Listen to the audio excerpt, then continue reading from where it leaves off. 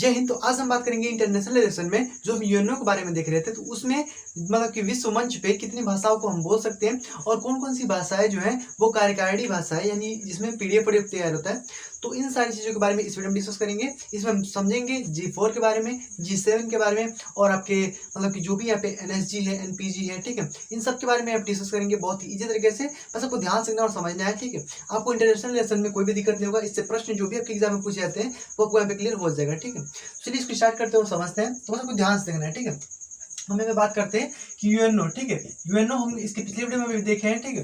तो यूएनओ में हम बात करेंगे कितनी भाषाओं को बोल सकते हैं, यानी विश्व मंच पे, क्योंकि इसमें आपको पता है कि 193 जो कि देश इसमें शामिल है, ठीक है। तो यानी विश्व मंच पे कितनी भाषाओं को बोलने का अधिकार हमको प्राप्त है, तो यानी कितनी भाषाएं बोल सकते हैं यूएनओ में, और कितनी भाषाओं में हम यहाँ पे पीडीएफ तैयार कर सकते हैं, यानी कार्यकारिणी भाषा कितनी है इसके बारे में हम देखते हैं। तो सबसे पहले बात कर लेते हैं यूएनओ में कितनी भाषाओं को बोल सकते हैं। तो यूएनओ में आप यहाँ पे 6 भाषाओं को आपको बोलने का जो अधिकार प्राप्त है, ठीक है। तो 6 भाषा भाई कौन कौन से उसको आप देख लीजिए। तो सबसे पहले लिख लीजिए कि इंग्लिश, ठीक है। तो भाई इंग्लिश तो भाई हर जगह भाई लगता है, ठीक है। तो इंग्लिश एकदम फर्स्ट पे, विश्व मंच पे इंग्लिश जो है वो सबसे ज्यादा कंपल्सरी, ठीक है। तो यानी फर्स्ट पे हमारा इंग्लिश हो जाएगा, यानी पहला हमारा इंग्लिश भाषा जो है वो विश्व मंच पे बोल सकते हैं, ठीक है, यानी यूएनओ में।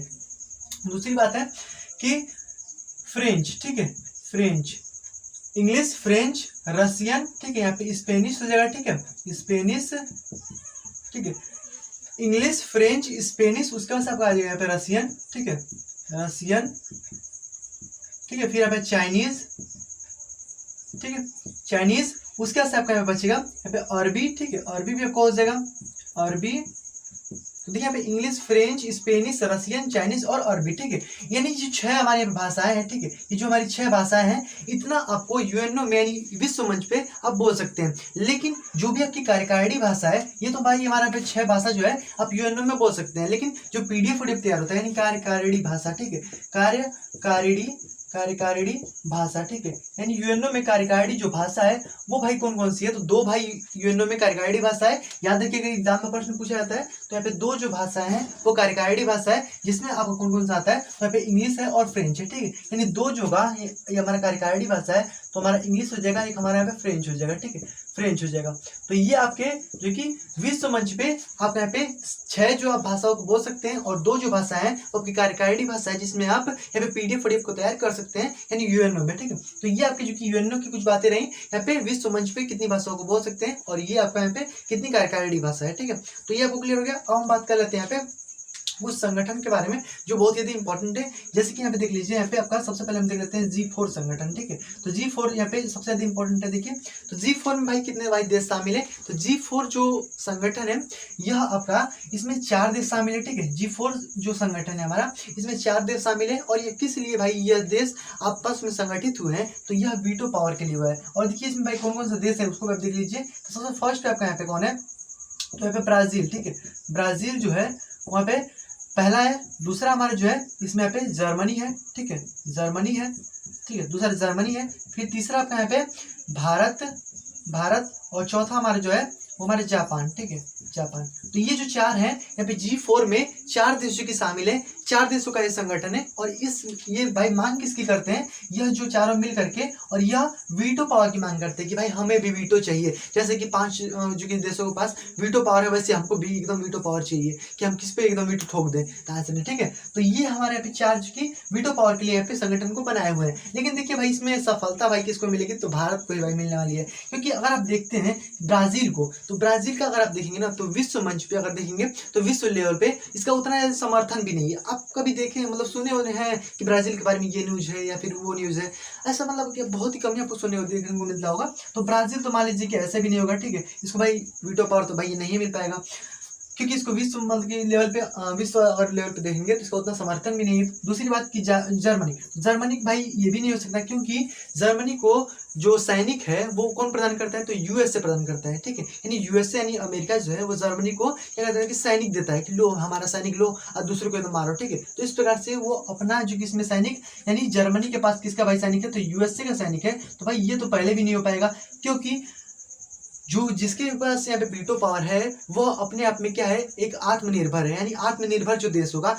उसी के पास जो कि वीटो हो सकता है। तो ये भाई जर्मनी भी नहीं होगा, क्योंकि यहाँ पे यूएसओ से क्या लेता है, यहाँ पे जो कि सैनिक को लेता है, ठीक है।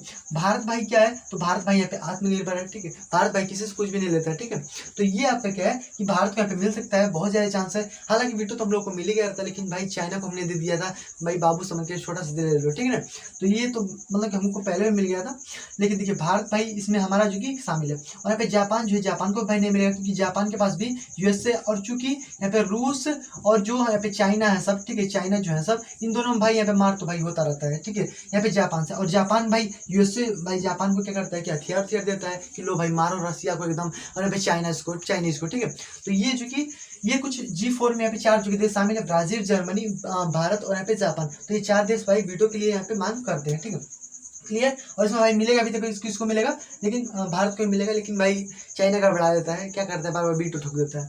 तो अब यहाँ पे समझ लेते हैं, G4 के बाद G7 के बारे में समझ लेते हैं। देखिए G7 के बारे में समझ लेते हैं। तो देखिए G7 जो था ना, वो G7 होने से पहले वो G8 था, ठीक है। तो भाई इसमें कौन कौन सा भाई देश शामिल है, तो इसमें आपका यहाँ पे कौन कौन सा है, तो आप लिख देते हैं यहाँ पे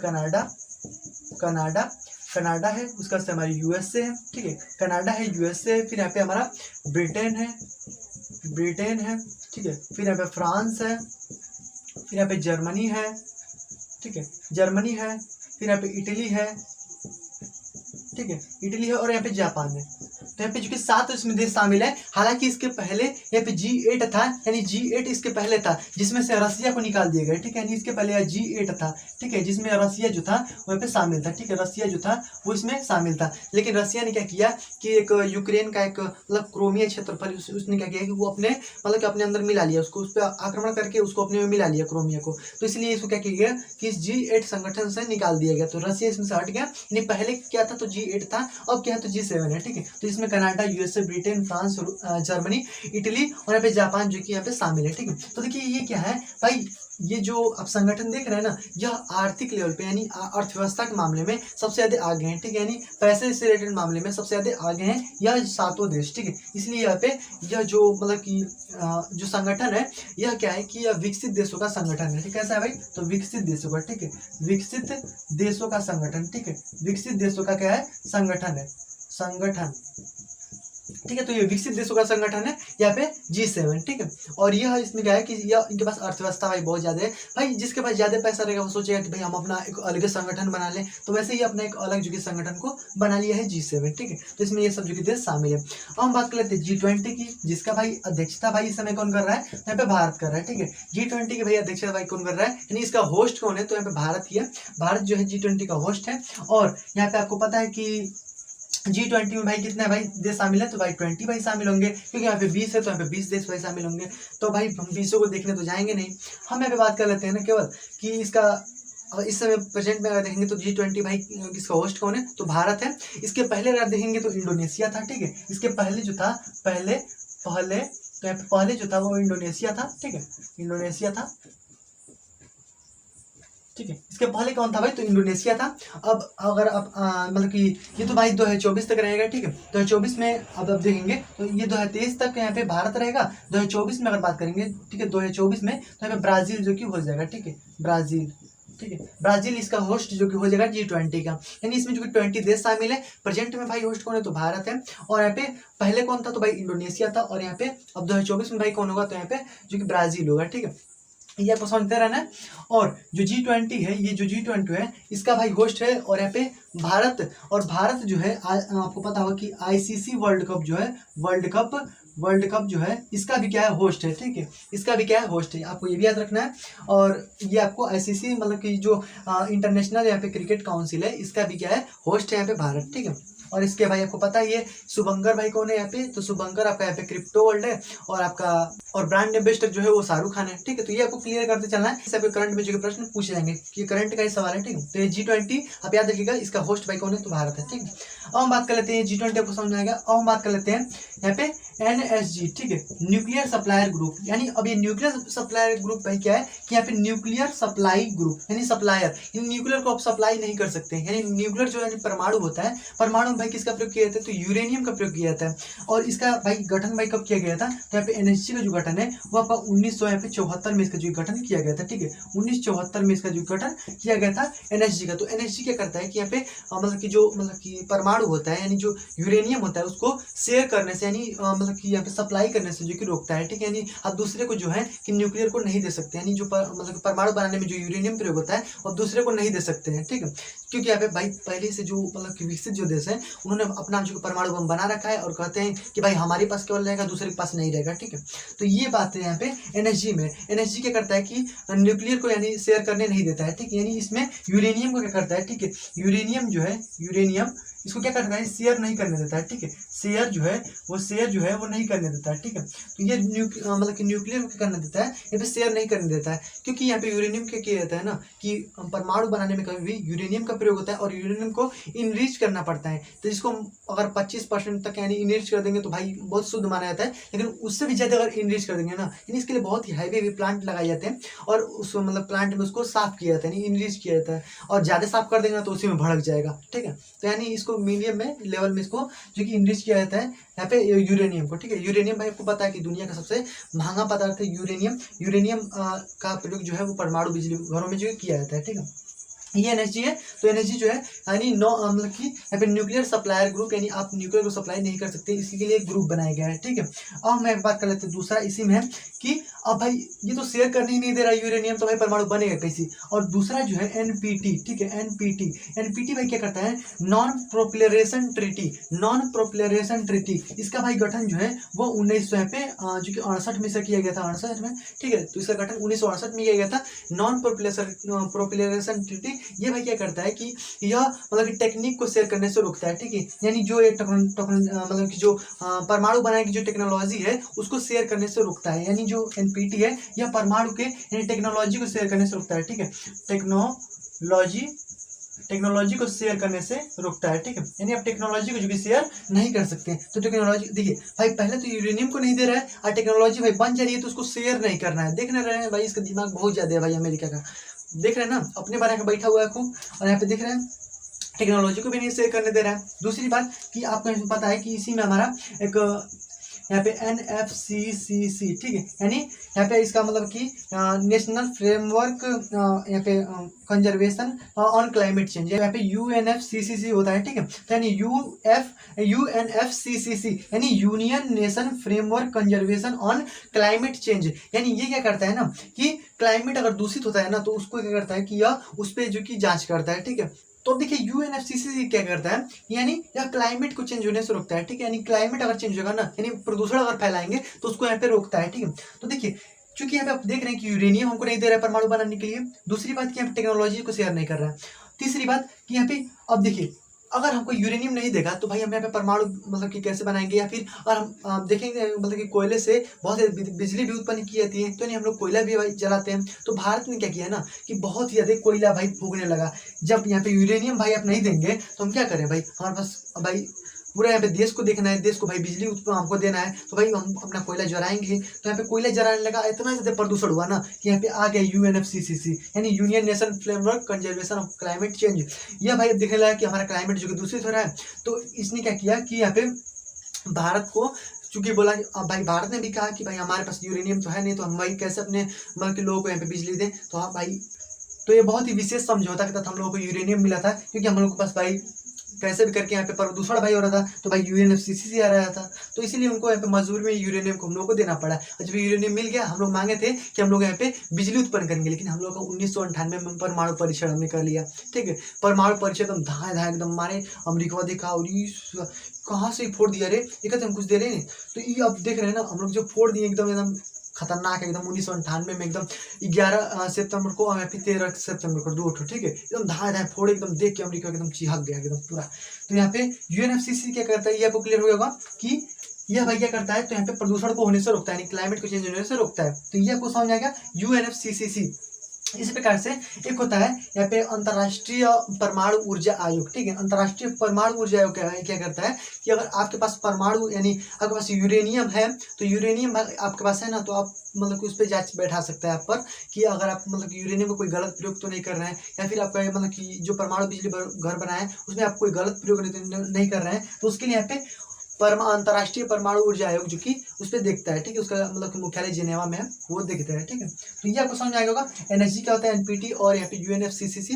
अब हम यहाँ पे समझ लेते हैं, तो इतना आपको समझ आएगा। अब हमें बात करते हैं यहाँ पे सीटीबीटी के बारे में, ठीक है। सीटीबीटी भाई क्या करता है ना, क्योंकि आपको याद होगा कि जब हम लोग का 1998 में जो परमाणु परीक्षण हुआ तो उसमें सीटीबीटी ही आकर के यहाँ पे दखलंदाजी भाई कर दिया है, ठीक है। सीटीबीटी भाई क्या करता है ना कि यहाँ पे देखिए, यहाँ पे कॉम्प्रिहेंसिव टेस्ट बैंक ट्रीटी, ठीक है। कॉम्प्रिहेंसिव टेस्ट बैंक ट्रीटी ये भाई क्या करता है कि यह कहता है ना कि आप परमाणु बना लिए है ना, तो आप उसका प्रयोग जो कि नहीं कर पाएंगे, ठीक है। परमाणु आप नहीं कर पाएंगे भाई। कहाँ नहीं करना है कि आप जमीन पे जो कि नहीं फोड़ सकते हैं, ठीक है। यानी जो अब मान लीजिए परमाणु आपने बना लिया, तो आप जमीन पे उसको नहीं फोड़ सकते हैं, नहीं आसमान में फोड़ सकते हैं, और नहीं उसको पानी में फोड़ सकते हैं। तो भाई आदमी फोड़ेगा कहाँ? तो इसलिए क्या हुआ था कि यह सीटीबीटी को बनाया गया था, क्योंकि अमेरिका इतना दिमाग रखा है ना। देखिए पहले बनाने यूरेनियम को नहीं दे रहा है, फिर यहाँ पे टेक्नोलॉजी को भी शेयर नहीं कर रहा है, और यहाँ पे बोल रहा है कि परीक्षण भी नहीं करेंगे, बना लिए तो परीक्षण भी नहीं करेंगे। तो यहाँ पे सीटीबीटी भाई इसलिए लगा दिया, और सीटीबीटी भाई लगा दिएगा। लेकिन हम लोग भाई परीक्षण भाई कैसे किए, जमीन के अंदर गड्ढा खोद करके। अब भाई आपको पता है कि मतलब कि